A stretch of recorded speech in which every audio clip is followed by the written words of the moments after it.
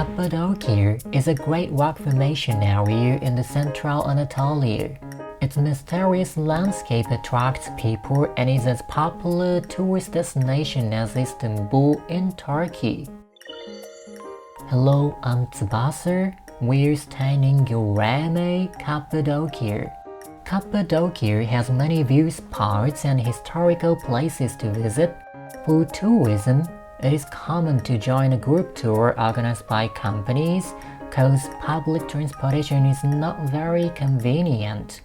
If you're on a budget, you can also charter a car.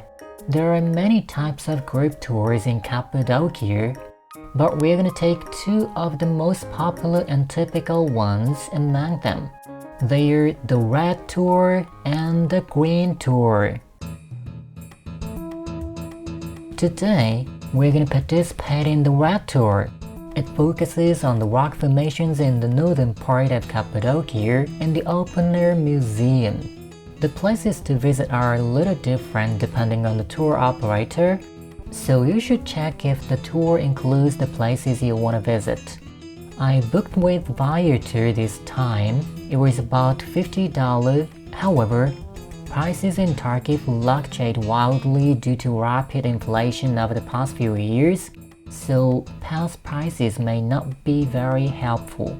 The hotel pickup was around 10 a.m. Tours in Cappadocia are basically hotel pickup.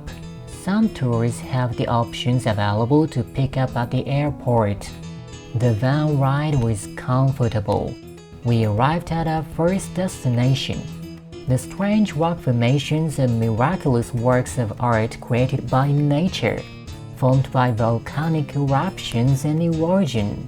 The Devland Valley is also called Imagination Valley. That rock is one of the most famous odd-shaped rocks. What do you imagine from its shape? It is called Camel Rock. Does it match your image? Then, guess what shape that is? I heard it's a Turkish teapot. What did you imagine for it? Please comment below. And those are Asian mushrooms. On the other side, there are rocks of different shapes too. Our English-speaking guide explained each one to us in detail. Many group tours come with a qualified Turkish or English guide. There were also tours in Japanese, but they were a bit more expensive, so we chose the English guided tour. There is also a lot of souvenir shops here. We bought few Cappadocia t-shirts and used them throughout the trip. If I remember correctly, they were $10 each. When I looked closely, I found that there was one P missing. In Turkish, the P seems to be just one. Well, we're at our next destination. It is the Zelve Open Air Museum. By the way, the entrance fees for all destinations were included in the tour price. Some tours may not include it, so be sure to check when you book. This place was a monastery retreat around the 9th to 13th century. There are many caves including 2 churches of grapes and fish whose chambers can be accessed. And you can see the traces of its civilization. The place is now a museum, but I heard it was actually inhabited until 1952.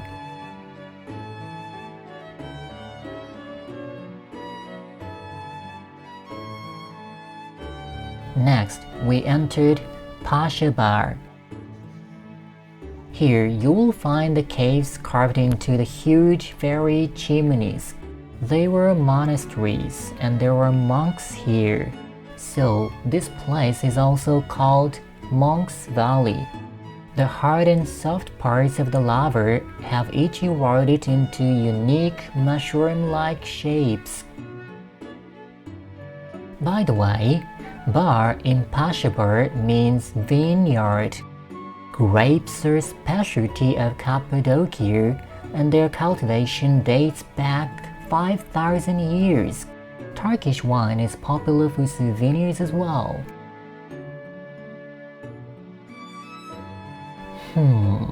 The shape of this rock is nothing but a mushroom. What did you imagine for it? Do not comment below. Well, we'll next head to the town of Avanos. Here, we'll visit a pottery workshop. Red clay soil accumulates at the bottom of the river in this area. Avanos is known for the traditional pottery made from it. An artisan showed us how the pottery is made. I underestimated this place at first, thinking it was a promotion that is common in cheap group tours, but it was actually quite an interesting show. A pot was created in just a few minutes. You can also try your hand at pottery making if you'd like to. They offer a variety of sizes and shapes of ceramics. They looked great for souvenirs.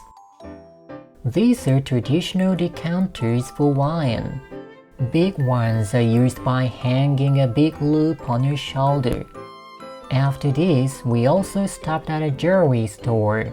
Inexpensive group tours often stop at several stores, but there were no pushy promotions this time. There are some beautiful stones for a reasonable price of about $10 or $20 besides exclusive Turkish stones. Now we got to a lunch place. Lots of group tours are visiting their destinations, adjusting their time accordingly every single day in Cappadocia, so it seems that lunchtime is often late. As I recall, it was about 2:30 p.m. at this time. It might be a good idea to bring some snacks or other food. The restaurant was empty and comfortable. Our lunch for today was buffet style. The fee was included in the tour price. We had a very large selection of menus. There was a wide variety of vegetables and sweets as well. As a side note, drinks are not included in the price. Soft drinks are about $2 and beer is about $7. I was able to taste the flavors of ethnic spices, which are not familiar in Japan. The fish, meat, and everything was delicious. It was perfect.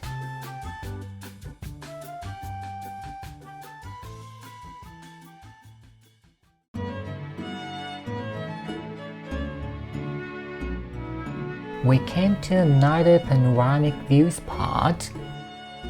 This is the last destination of the day. Uchihisao Castle is located in that high place.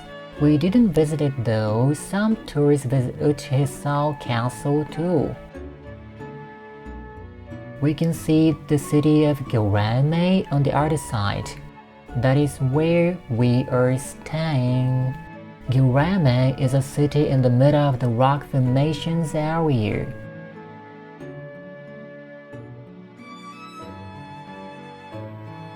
What a cafe space with an amazing view! There are swings, benches, and other photogenic objects here. The evil eye is a kind of amulet. Its motif is also popular as a souvenir. There are the same objects not only in Turkey but in neighboring countries as well. I heard Turkish coffee here. Its brewing method is unique. It is not filtered, but water is added to the coffee powder and heated. After waiting for the powder to settle, we drink only the top of the liquid portion. During the Ottoman period, when coffee culture began, it became so popular that it was considered a drug and was once banned. Many countries are known for cafe culture in Europe, but Turkey is the birthplace of cafe culture.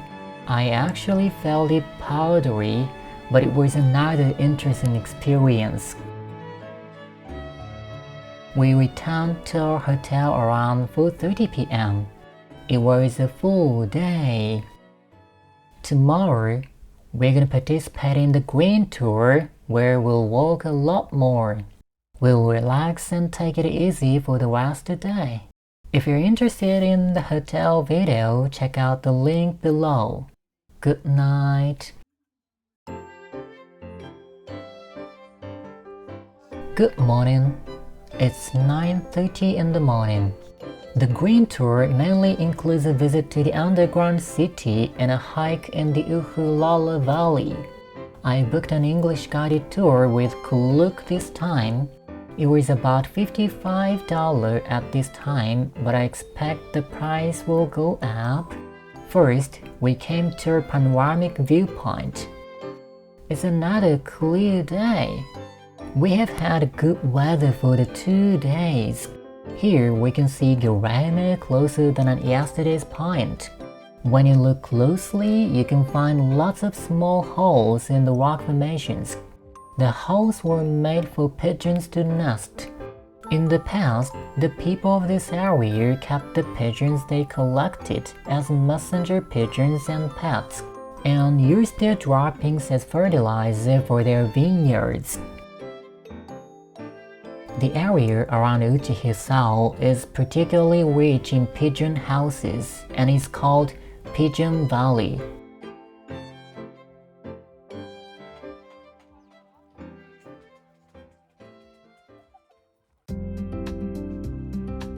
We stopped at a jewelry store on the way. This place had more expensive stones than yesterday's store. It's a common thing that inexpensive group tours stop at a few stores. I'd have been a little bit worried because some reviews on booking sites indicated that some people got pushy promotions, but these 2 days, we didn't have any bad experiences like that.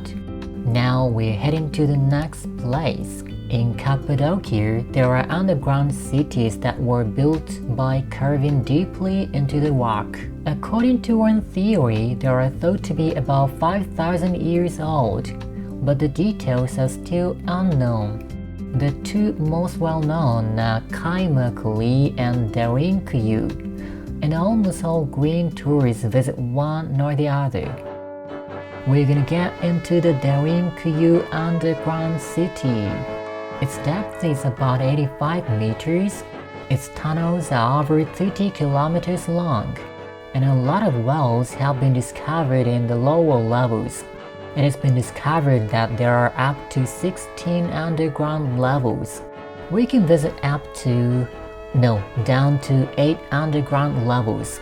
It is said that at the most 20,000 people lived here. The underground city has many rooms of different sizes. It also had schools, chapels, and other communal functions. Despite being deep underground, it seems to have served its purpose well like a normal city. Tables, wine cellars, and all the facilities necessary for daily life were also carved out of the rock. Horse stables too. Not only people, but livestock such as goats, sheep, cattle, and chickens were kept in the underground cities as well. The ventilation leads to each floor, allowing us to breathe with no problem. It still has numerous mysteries. Where did they dump the silent rocks out of that huge underground space? How many years did it take to complete this incredible scale of facilities? And who used them? And when? The lack of inscriptions and decorations makes it extremely difficult even to determine the age of the ruin. Cappadocia seems to be in the midst of a great crisis and they needed to live in hiding. The underground city was discovered by chance in 1963 by a man living in Nevşehir. No one was even aware of its existence until about 60 years ago. The city is located in such a hidden place. Well, during the tour, You will have to walk a lot on narrow paths and uneven steps, and many other tour groups are coming, so be careful not to get separated from your guide. It was quite spacious. Guess what this hollow is? This is a very important facility for the ancients. A toilet. We're back on the ground. And this is a very important facility for people today. Okay, I'm ready to go on to the next destination. The van ride is very comfortable today too. We've arrived at our next stop. Hello, town musicians of Cappadocia.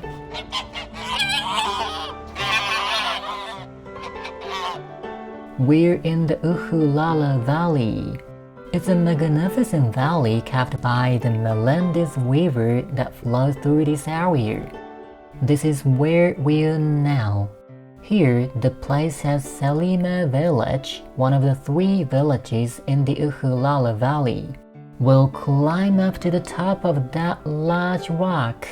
There are still many accommodations and facilities that were carved out of the rock. Among them, Selima Cathedral is the biggest attraction. The view from here is already wonderful.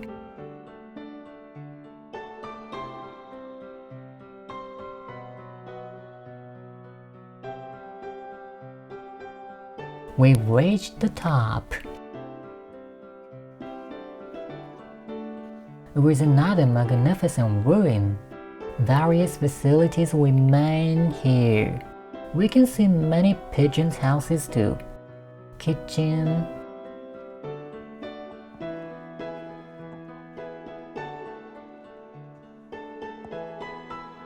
monastery is very spacious. Grain store, more facilities on the other side too.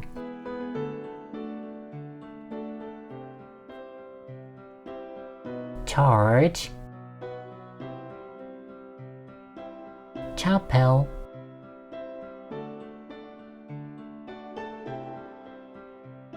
and the cathedral.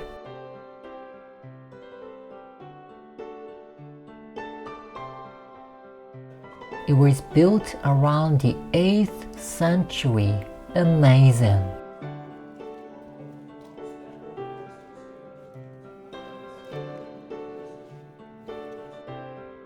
We walked up from that place. It's worth the climb to see the breathtaking view. We came down the rock hill. I'm wondering if this is our lunch place. It was not. By the way, are they livestock? If so, aren't they too free? Well, we said goodbye to the town musicians of Cappadocia and move on to the lunch place. It's the long-awaited lunch time. It's now about 2:30 p.m. As with the web tour, the lunch time tends to be late, so you might want to bring something to eat. The lunch fee is included in the tour price this time too. The restaurant has a fancy space. This is our table. On my right is my mother. On my left is the bad boy who didn't pay the tour fee.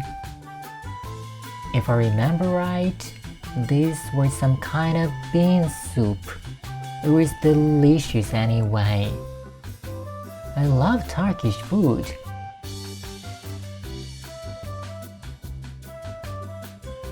Oh boy, you such a baby. Don't worry guys, I'll teach him properly. Hey, drinks are extra.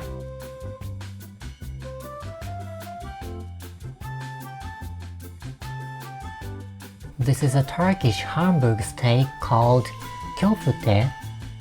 It has a distinctive ethnic spice flavor. They also offer a vegetarian menu.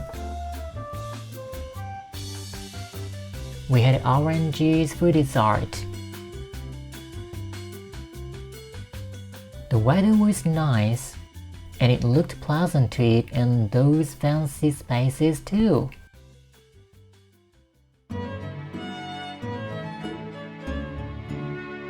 Now we're gonna walk part of the hiking route along the Melendez River. We are here now, and then we will cross this bridge and come back. We'll walk through the great nature carved out by the river. It's a perfect day for hiking today. There's a soothing sound of the river babbling. We hear the chirps of birds. Green and yellow leaves are beautiful. There are rows of pretty benches. Say hello to the good-looking guys. The rough rock surface is cool. If you look up, there's a hard rock. By the way, Cappadocia means land of beautiful horses. There is a photo-worthy cafe in the middle of our route. Ducks are gathering here, probably because there is food. Wow, our guide was the ruler of the ducks. He got more participants.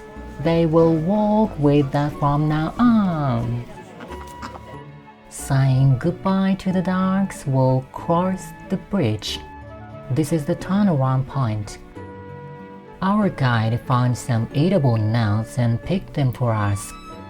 They're sweet and sour. That was another great experience. Various plants were growing on the route. The autumn leaves are especially beautiful in this area.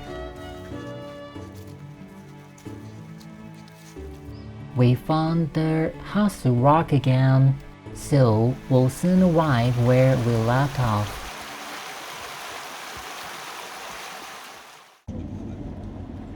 It was a very enjoyable and pleasant hike. We are now in Uchihisao. We'll stop at a gift store at last. Turkish sweets are very sweet and delicious, but we had already bought Turkish gifts in Istanbul after all. We came back to our hotel. It's already dark outside. Both of our guides were excellent and gave us a wonderful experience during these 2 days. I'll summarize a few things to note. Destinations vary a bit from company to company and tour to tour. Check before you book to make sure your desired destination is included. For example, we didn't visit a Chihisao Castle. Also, check to see if entrance fees and lunch are included in the tour price. In our tours, drinks were extra. You might need some more money for tips and souvenirs as well.